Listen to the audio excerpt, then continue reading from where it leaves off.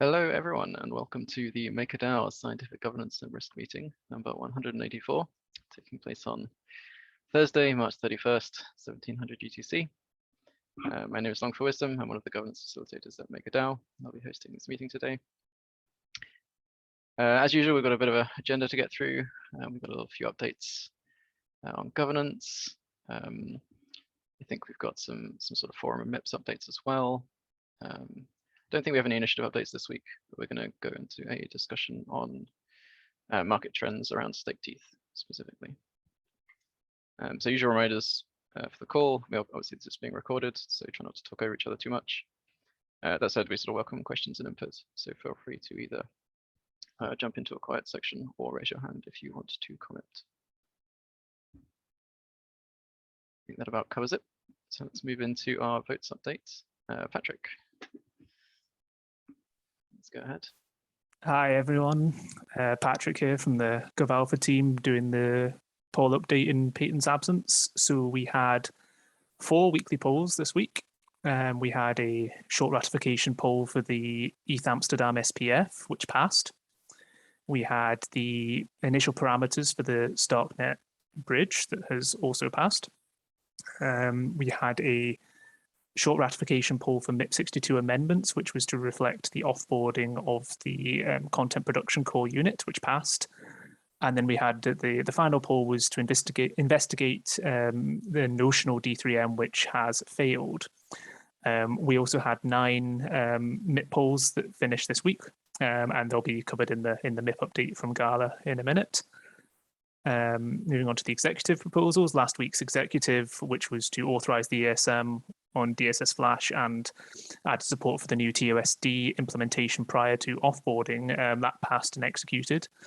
In tomorrow's exec, we've got a few kind of continuity things happening. So we've got the new budget streams for GovAlpha, Real World Finance, and Immunify following the ratification polls.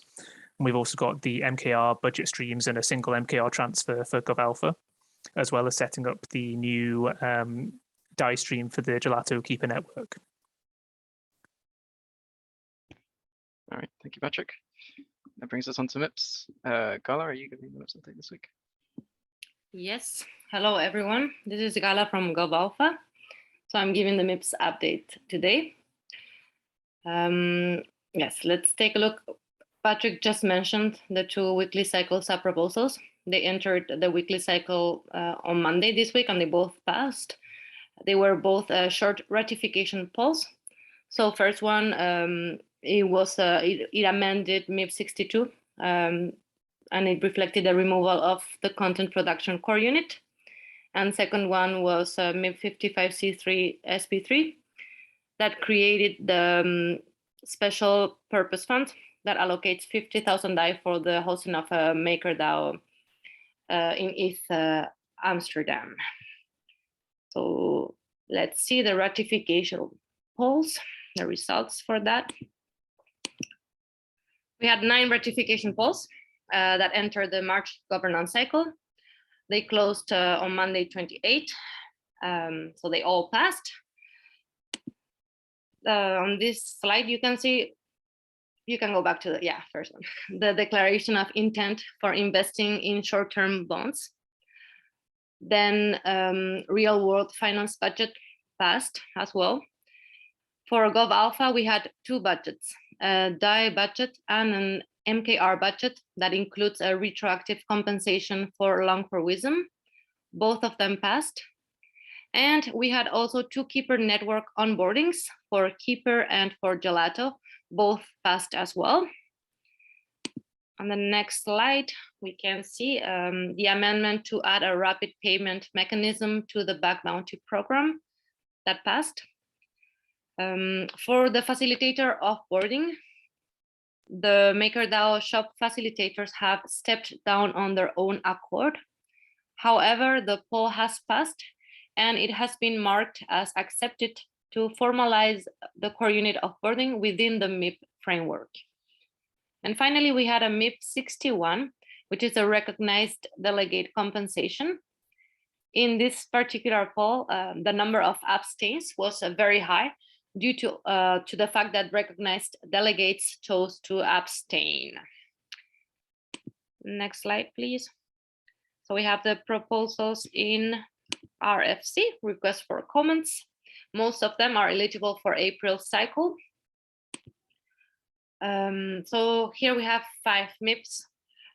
MIP 69 is the only one here that is not eligible to enter April cycle. The other 4, 65, 66, 67, and 68, they have all just entered their frozen period and should not undergo any further major modifications. Next, we have the core unit budgets. They all 4, they entered their frozen period as well. So it was for governance communications, data insight, strategic happiness, and protocol engineering core units. We have one core unit onboarding. In this case, it's the events core unit onboarding, whose mandate is to plan, organize, and execute MakerDAO branded events. Then we can take a look at the amendments. We have 4 amendments. Team Black, Pablo, and I are currently working on the core unit offboarding process amendments, and we are hoping for it to be ready for May's governance cycle. We also have an amendment to MIP 7, which is the onboarding and offboarding of collateral domain teams. It adds a description of the role that CES will play in the collateral onboarding workflow. We have 2 new amending sub-proposals. One, it's to amend MIP 40. It was submitted by Strategic Finance, and it revises the core unit budget framework. It's eligible to enter May's cycle, governance cycle at the latest. We have another one to amend MIP 64, the bug bounty program run by IS. Sorry, so yes, at the earliest. We are talking about the sub-proposal to amend MIP 40, and it's eligible to enter May's cycle at the earliest. It won't be eligible for April cycle. MIP 64, we have one sub-proposal to amend MIP 64. The changes would give more discretion to the Immunify Security Core Unit to determine the bug bounty scope. So this is a MIP for C3 sub-proposal, and as such, it will enter the weekly cycle. Finally, we have 2 mandate revisions for GovComs and for Data Insights core units. We have the addition of CES into the collateral onboarding workflow, a modification of the collateral application form, and the dissolution of the now offboarded content productions multisig. They are all entering April's governance cycle. So as a reminder, the upcoming formal submission window starts on April the 4th, so next Monday. We will be reaching out in the following days to authors to confirm their formal submission. And as always, please reach out to Pablo, Sevix, or me if you have any questions. So that's it for today for the MIPS update. Thank you very much. Awesome. Yeah, thank you, Gala. All right, I believe that brings us to updates on the forum. Autumn, it's on you. Yep, just managing multiple mouses. But welcome everyone to the forum recap, where we review the past week's announcements, discussions, and signal requests. And this time we'll be going over the week of March 24th to 30th, which was somewhat relatively light on the forums. But nonetheless, we will begin with our top announcements. And okay, my mouse is being idle. But first up, starting with the introduction of impact estimations posted by GovAlpha, who are investigating the additions of new forum tags based on the level of impact that a thread may have or a topic may have, which is deemed by the author's risk judgment. Pretty cool and nice to see further tag organization on the forum. For more information on how this is being done, check out the post. And next up, the incubation announcement of the Legal and Transaction Services Core Unit, posted by Christian from Real World Finance. Check out the SES weekly status update call and the post itself to read more about the core unit's mission, services, focus, and additional information. Next up, we have February actual expenses and budget report, now up, posted by ACE, the Strategic Finance Core Unit. DI expenses decreased a little bit, and we were also blessed by decreased Oracle gas costs. For additional analysis and a 3-month forecast going ahead, check out the post. I think my button is double pressing for some reason, but moving on to top discussions now, starting with Sebastian from Strategic Finance, exploring ways to invest into productive assets by also better defining our risk and rewards. Sebastian provides in detail 5 unique potential assets that we could look into. And the post also acts as a primer, and lots of feedback would be appreciated to this exploration. Next up, we have the PE team, who has requested to poll on a set of given parameters for MIP 69, which is L2 to L1 fast withdrawals. It's still under RFC. So to check out a summary of the recommended parameters, check out the post. It's all available there. And finally, Collateral Engineering Services Core Unit posts some clarity on the initial collateral onboarding process as a whole, speaking on the process itself, collateral management, and better recognizing green light collaterals. There's a bit more background concerning this, which is also available in the post for additional details. And now we're moving on to our signal requests. Currently, we just have the same signal request, which is to onboard PAX-G. Sebastian from Strategic Finance Core Unit revisits the topic in attempts to push PAX-G to be onboarded. All risk assessments for it have been submitted during 2020, and PAX-G was previously approved for onboarding through a governance poll. Additionally, both market cap and liquidity for PAX-G have significantly increased since the year 2020, and the Uni V2 pool, although small, was recently handling 2 million of hourly volume and 50 million on daily volume. And proposed parameters for PAX-G are a debt ceiling of 5 million, a liquidation ratio of 125%, which may be adjusted, a stability fee of 4% that may also be adjusted based on further review. And in addition, Sebastian also provides pros and cons of onboarding PAX-G and asks the community whether we do want to onboard PAX-G as a collateral type in the MCD.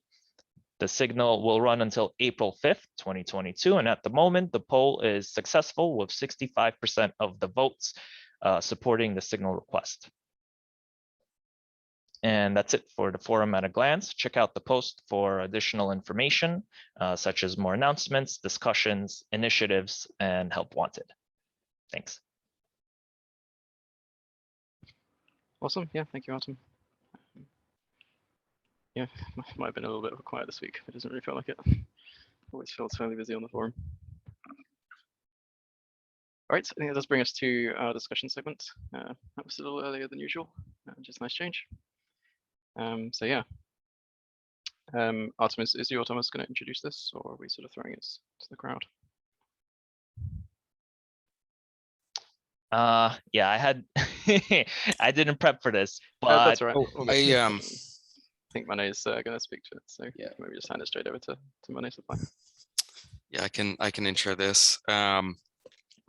So yeah, we just wanted to discuss stETH and then kind of liquid staking more generally, go over some like recent market trends, and then kind of discuss what that means for Maker. And I guess to set the stage, ETH is our kind of our core collateral asset, but the expectation is that over time, a lot of that is going to move to staking, and particularly to liquid staking solutions that, you know, let you still kind of transfer it or use it in DeFi while you're staked. And stETH from Lido is the first large-scale solution that's very liquid and has a large supply. So we're beginning to see lots of DeFi integrations and kind of the trends of how that's being used. And yeah, if we can kind of closely follow the trends and see what's our best move, I think that'll set us up for success as we transition to proof of stake. So yeah, if we can go to the next slide.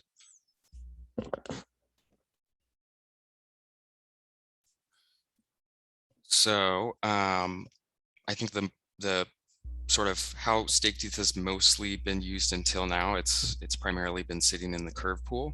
And then a few months ago, Maker was the first lender to integrate it. So we've seen a decent amount of demand, up to between like 1 to 200 million DAI generated from stETH. But recently, in the past month, Aave has also integrated stETH, and that's really shifted how it's been used and increased the DeFi usage significantly. So up till now, I think they've got over 1.5 billion in TVL of stETH that's been deposited. Mostly, it's being used to not borrow stable coins, but actually just borrow Ether. And then if the rate of borrowing ETH is below the staking rate, which typically it is, you can end up getting a higher yield with limited like price risk, because they're both referencing ETH. So we've seen a ton of activity of people depositing staked ETH in Aave, borrowing ETH, kind of leveraging up their yield. We are even beginning to see some tokenization of these strategies. So IndexCube, I think, is interested in this. There's already an index, sort of a leverage index called ETH Max Yield. So it makes it accessible for small users who don't necessarily have the amount of money needed to do it themselves to participate in that.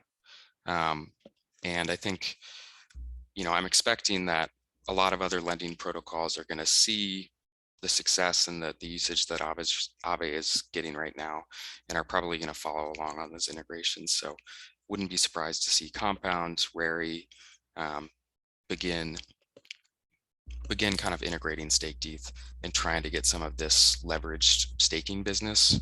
Some of the side effects is that it pulls up the deposit yield on ETH. So recently we've seen on Aave that the ETH deposit yield has gone from like 0% to maybe like 0.5%. And it's likely to even increase further up to maybe about 1.5 or 2%. So for people who are using Aave to borrow stable coins, their effective costs has now gone down a little bit. And I think that's an effect that we're going to see probably across these liquidity protocols like Compound and Rary, is that the cost of supplying ETH and then borrowing stablecoin, which is kind of directly competing with us, is going down. So that's I think maybe one of the most immediate impacts that we need to look out for. And then if we can go to the next slide. So yeah, higher ETH rates on lending protocols. It offsets borrowing costs, but on the flip side, it increases the risk that you face of having some of your collateral basically like decline in value if some of those staked ETH loans default, which is, it seems unlikely, but Lido could face significant slashing, or they could have a technical issue. Any number of things could go wrong. So I think it creates a little bit more differentiation between what Maker is offering, where when your collateral is with Maker, it's not being lent out to somebody, so it's maybe safer, but then Aave will offer kind of more competitive cost. And then I think another big impact is, as Lido becomes kind of more deeply integrated into all of these money markets and lending protocols, it increases the sort of just systemic level of risk that we should also be kind of aware of and look out for. So like any D3M integrations, if protocols are using Lido pretty substantially, it does create risk that we could lose some money if Lido had issues through the D3M, not just through our direct like exposure to staked ETH that we have for a vault. And then also some people, if they get too aggressive with trying to get the most yield, they could get liquidated just, due to kind of like regular price variation for staked ETH. So there's definitely a little bit of potential for like a liquidation cascade event. So I think that's another risk factor to be aware of for Lido becoming a little bit more integrated. Maybe one other thing to consider in the bigger picture is that it might not be healthy for one liquid staking provider to be so dominant in the market. So I think that's maybe another consideration that Maker will have to look to over time. And then some ideas for taking action that I just wanted to kind of throw out before we can discuss more openly. How can we kind of best take advantage of this staking leverage, as well as just overall staked ETH demand? We have the ability, which a lot of these other protocols like Aave and Compound don't. We have the ability to have multiple products for each asset. So an idea like having a wrap staked ETH C vault with higher liquidation ratio, but then a lower interest rate. That's an area where we might be able to outcompete other protocols. If we want to go a little bit heavier on the risk, but maybe be able to charge higher stability fees, we could integrate one of those leverage tokens, which is earning that sort of enhanced staked ETH yield. So, if you're earning extra yield, maybe there's more willingness to pay a higher rate on your loan. So that's an idea. And then I think, there's other liquid staking solutions that are coming up that are becoming more liquid over time. So we have the opportunity of, exploring integration with them as well. And then another way that we can sort of roll with the punches here is, continuing to lean into our D3M integrations. They would benefit a little bit from the higher ETH staking or ETH supply yield on these lending markets. And then there's also more differentiation that Maker has, again, because our collateral practices are less risky. So yeah, that was kind of all I had for trends, but I guess if anyone has questions or comments or wants to discuss.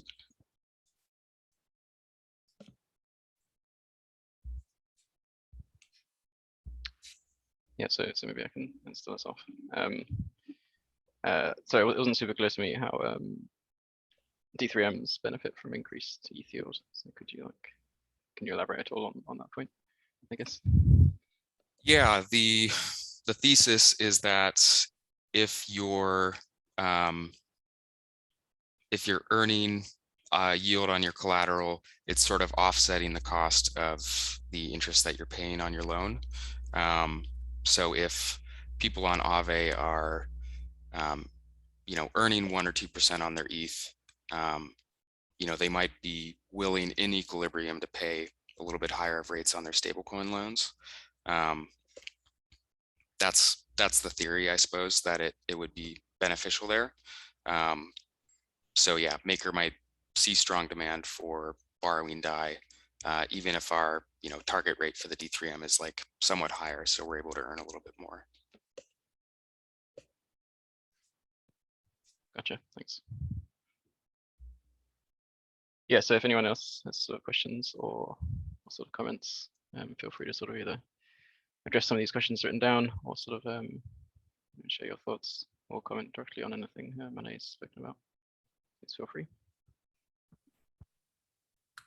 Excuse me if this is a question that has already been answered somewhere else, but regarding the staking of Ethereum collateral on a future proof of stake, Ethereum, is that going to be done by Maker itself, or are you using services to run those validators?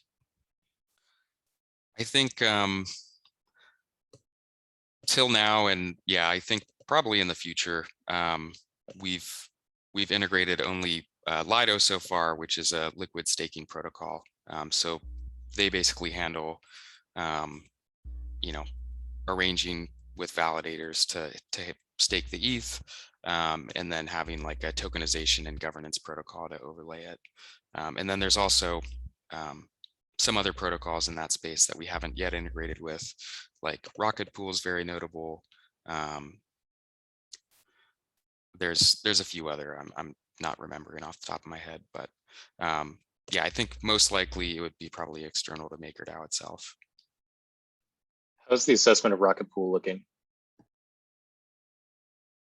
Is there more liquidity?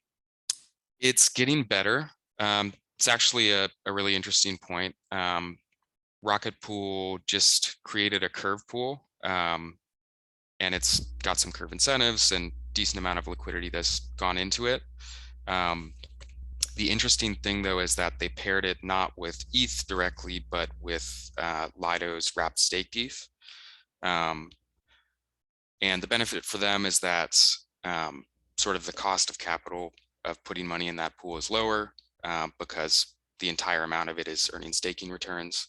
But it makes it less reliable from a lender's perspective. Like, okay, what if the Lido staked ETH market blew out a little bit and suddenly there's like a 10% discount? Rocket Pool is gonna eat 100%, all of that discount that Lido has, plus anything else that they have. Or if Lido were to, experience slashing or a hack, their liquidity would evaporate. So I think it is getting better, but it's there's like some caveats or asterisks, I guess.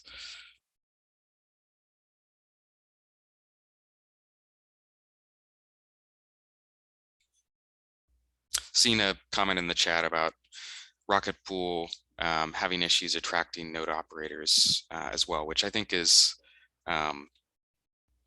they in a way are a very, very decentralized approach. But the limitation there is that they're kind of almost limited on the supply side, like Maker, where they need to have people willing to run nodes and put up 15 ETH of their own, and potentially have some RPL tokens as well to stake on that. And yeah, it's tough to actually get a decentralized network of a bunch of stakers together. Yeah, it seems like the operation is much more involved than I had in mind, and I think it's orthogonal to Maker's core business. So I think your strategy makes a lot of sense. Yeah, the question has come up a few times about whether anyone's at Maker's considering running like our own staked ETH like token, right? Like, I mean, just from me personally, it seems like a lot of work. As you say, it's kind of orthogonal to what we're doing currently. I think there's some like synergies, like, there's probably some Oracle elements involved, and like other stuff like that, which we already do. But yeah, it seems like a lot of great protocols are already, in the full-time business of doing liquid staking. So focus is good.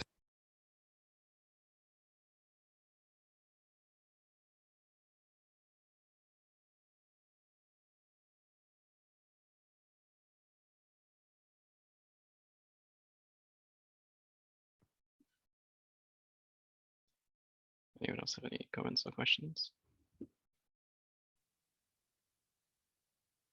Yeah, I have one. What are the odds of people closing their current ETH positions to convert it to stake it and borrowing it on Aave, or I don't know, or like even opening a vault on Maker but with a stake it? And if they're like it's a possibility, then what we could do to prevent that? In my case, I mean, if I was given the option to leverage stake TP, I would probably use that rather than the whole Aave thing. I feel like your upside and downside is higher if you're leveraging against stable coins than just against ETH. So I think the true degenerates will probably stick to leveraging through Maker, but we don't want delta neutral. But the ones who want delta neutral exposure probably will be using Aave.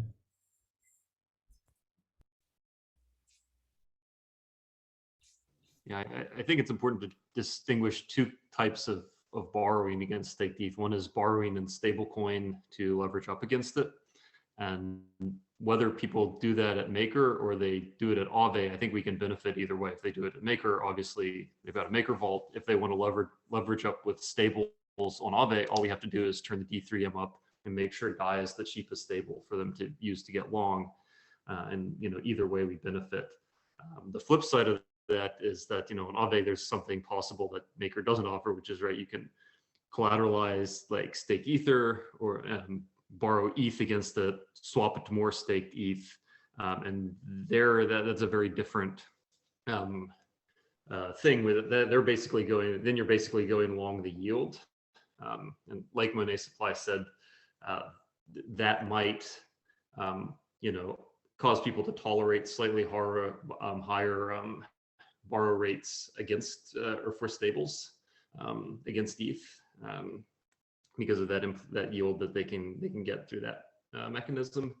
But that's sort of like a separate market demand, I think, right? Because it's on one hand you want to explicitly go long the underlying asset, on the other hand you just want to exploit the yield. I think those are kind of two different classes of people or market participants.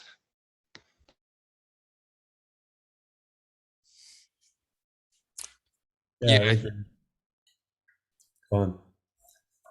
I was gonna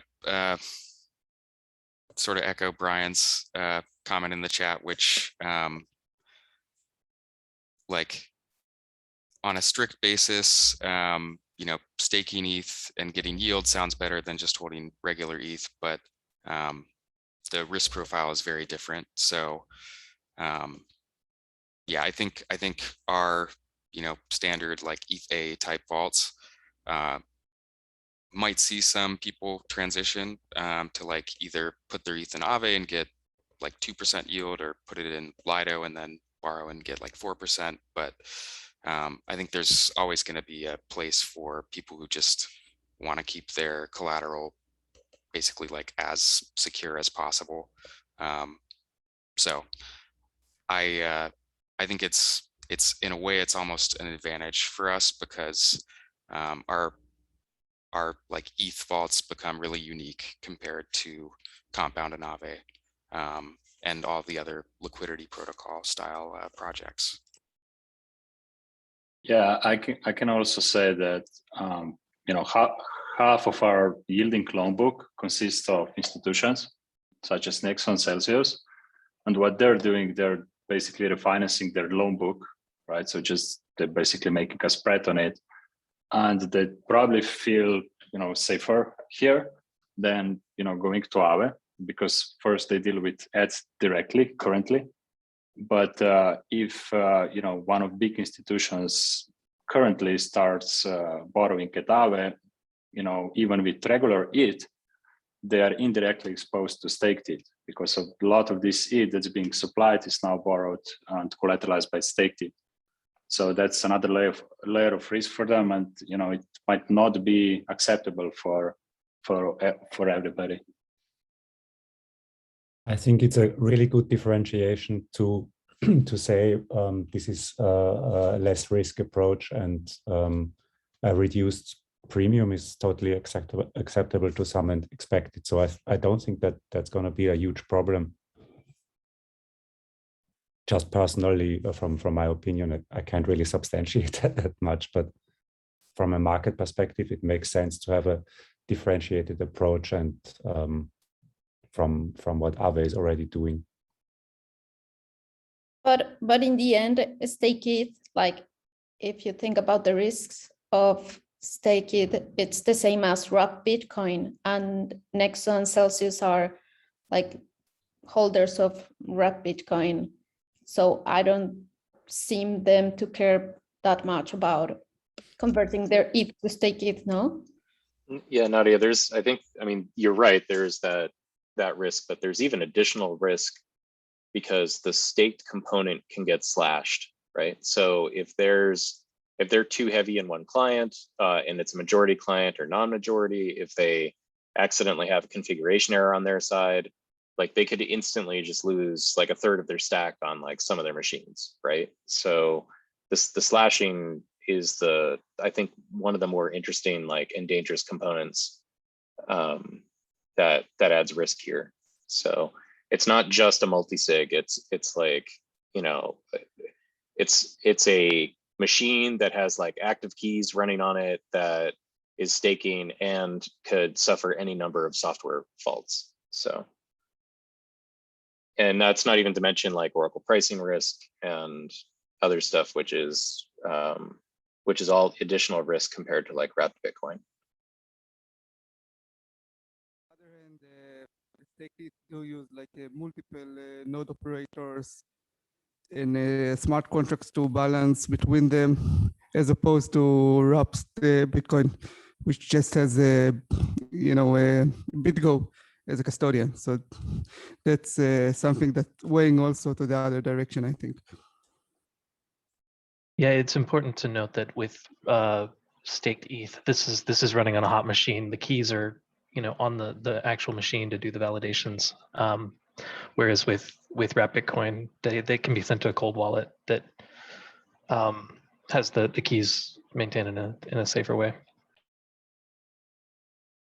But still, like comparing staked ETH solutions, a simpler solution is less risky than what Aave is doing, where the staked ETH risk is then compounded by risk of lending out, defaulting loans, and so on and so forth. So I think there's just keeping it simple and not multiplying the risk is a differentiation towards other protocols. Yeah, we will get dragged in a little bit with D3M if there's like a massive collapse of this. So that is worth considering. Yeah, I'd say currently we're not as exposed really with D3M because the DAI market is pretty isolated in some way. All the DAI that's borrowed is being collateralized by DAI itself. So you have this, huge percent of recursive leverage position. And then the other part, which is actually organically, being borrowed and collateralized by crypto assets, its collateral consists mostly of regular ETH and wrapped Bitcoin. So we haven't observed a lot of staked ETH as collateral and DAI being borrowed, which would of course affect us. Yeah, let's keep an eye on that. But you're right, the way you spin this thing up, maybe there's not a lot of room for DAI in there. If there was, then we could offer the same type of incentive, right?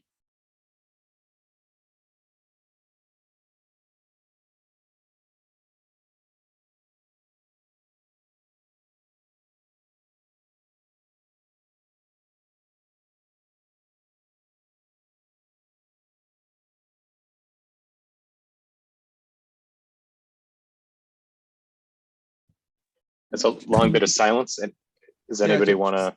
Oh, go on. Yep. Yeah, just something to add in that we also added the Curve LP token, which also offers like the LiDAR rewards, and it's not like highly utilized now, but it can get to around 6%, so it can slightly compete as well. Yeah, good point.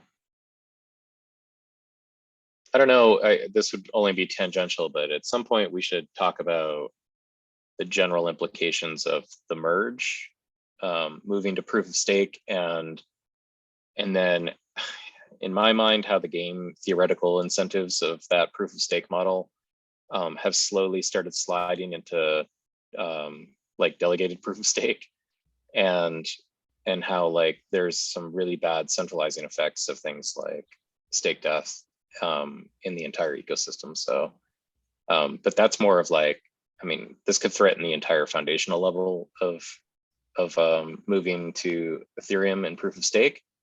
And since Maker runs on Ethereum, I think maybe we should think a little bit about, what the implications are of that. I mean, and in addition to that, there's this whole like staking client like the validator diversity problem, which is another major issue. And there's no incentive for like validator diversity at this point. But all of that seems to me to be like pretty systemic level risks for moving to proof of stake, you know, in a few months. What would be interesting to me is how does the centralization change to currently proof of work, where a lot of the mining capacity is also bundled in a couple of hands, or at least mining pools. It's maybe not worth getting into the full proof of work versus proof of Yeah. stake. Yeah, it's not this school, but yeah. Yeah, I mean, but at some point, like we are on a proof of work model. It works right now. We're moving to a proof of stake model, and proof of stake alone is its own. That's like there's some debates just between proof of work and proof of stake, but then there are some implications of this possibly becoming more delegated proof of stake / client diversity, and we should have an idea of what those risks look like for the protocol. And I think, you know, maybe together with other like top lending protocols like Aave and Compound and whoever else is sort of integrating with these liquid staking derivatives. I don't know, we do have some leverage, like if we think that the development is not going in the right direction. So yeah, I think it's worth our time to like figure out what we do think is like the sustainable path for these sort of systems, and then you know, maybe like, yeah, try and align ourselves with that somehow. That's exactly where I was headed with it, is that we do have a little bit of power to provide liquidity, or, you know, like if we really believe that like the Rocket Pool ETH is the better, there's more decentralized, maybe we want to actually like incentivize liquidity for that. So there may be some actions that the protocol can take that help make the substrate it's built on top of a little bit more resilient against the sort of failure cases of proof of stake. Well, and for some context, we had kind of these same discussions around wrapped Bitcoin when we added it. Like there wasn't enough liquidity on the market, and it didn't seem like it was going to be worth it to some people. And then we added it, and then the liquidity just exploded. So like we need to be worried about the tail wagging the dog a little bit with some of these analyses.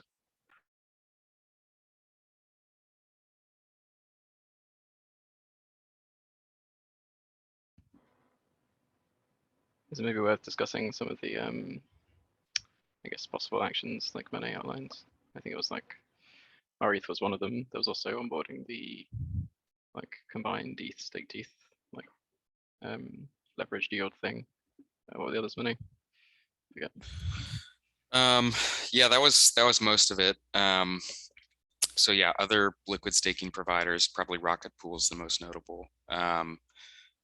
Using the leverage tokens themselves, which probably in equilibrium would have like a 6 or 7% yield instead of stake ETH having like 4-ish. And I think Rocket Pool's maybe just a tiny bit below that. And I guess the other thing is that we can have multiple products for staked ETH itself. So we could have like the C-type vault that has the high liquidation ratio, but relatively lower interest rate. We could have the B-type vault that's kind of the inverse of that. We'd, you know, want to like hopefully be sure that we get enough demand to make it worth our while, but yeah, we have the opportunity to kind of differentiate our products more than most other lending protocols do.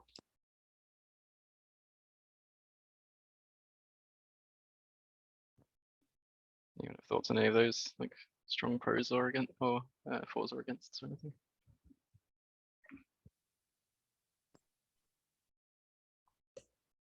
I think the onboarding the leverage tokens like sounds nice, but it's probably not that great of an idea,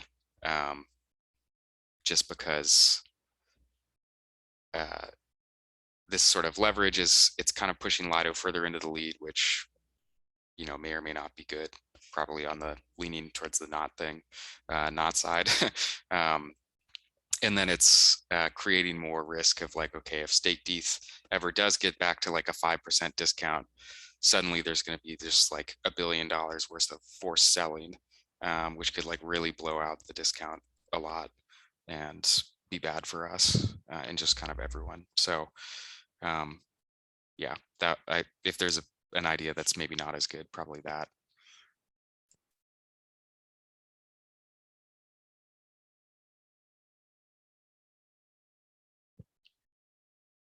All right.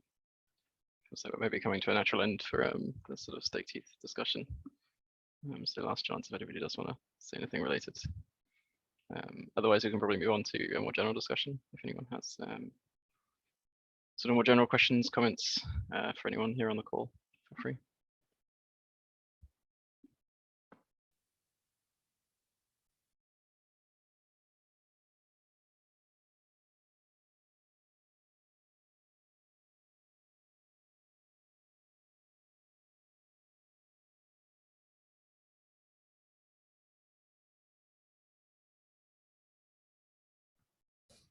So it's who is going to Amsterdam?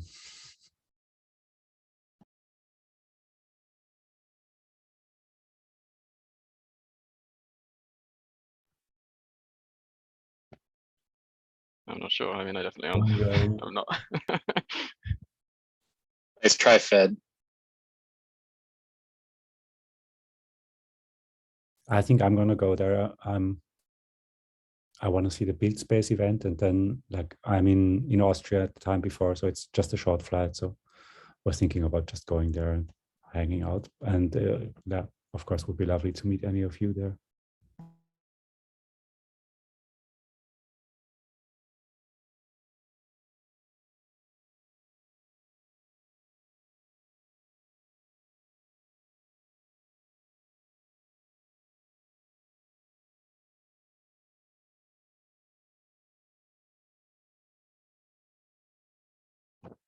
All right. Not feeling any sort of desperation to discuss anything presently. So if there is nothing that people want to bring up, we can wrap up a little early and give everyone 20 minutes of their time back.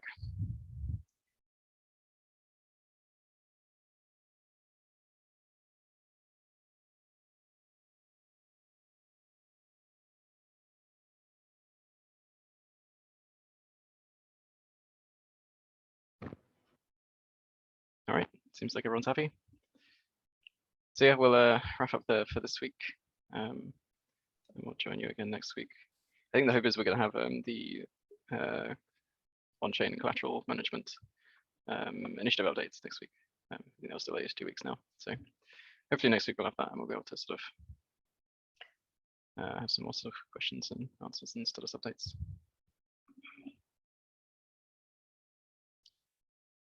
All right. Well, thank you everyone for coming. We'll wrap up now and I'll talk to you all soon. Thanks, guys. Thanks.